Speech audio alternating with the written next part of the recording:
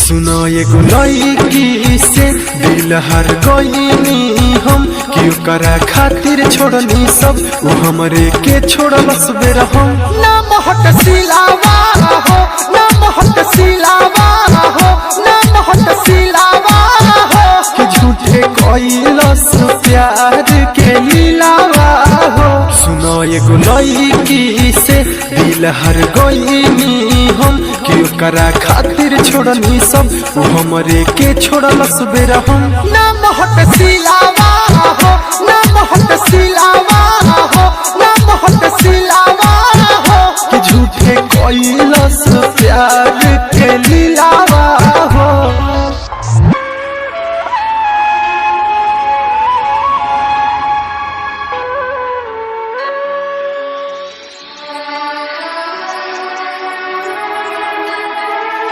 कहाँ जाई मंजिल खो गइल दिल के टुकड़ा टुकड़ा हो गइल मनवा कोई के थोर देखे अखिया में लोर उ तो दूसरा के बहिया में सो गइल।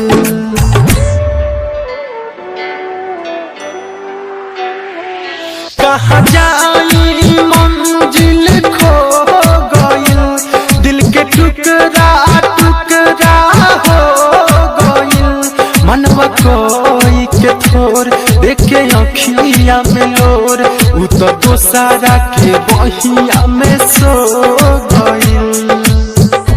दुनिया कोई के मोर वीरान बनल दोसरा के जान अब ना दिल के हुके देव धके कहता निकान ना महट सिलावा हो ना महट सिलावा हो ना महट सिलावा हो कि झूठे कैलस प्यार के लीलावा हो।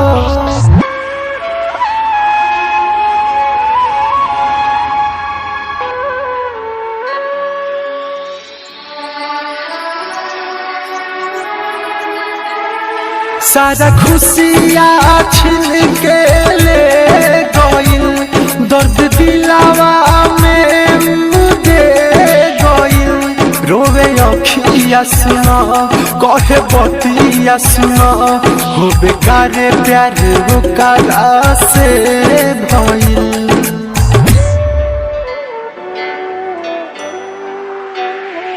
सारा खुशियाँ छीन के ले दर्द दिलावा में दे गइल रोवे अखिया सुनो कहे बतिया सुनो हो बेकार प्यार ओकरा से भइल।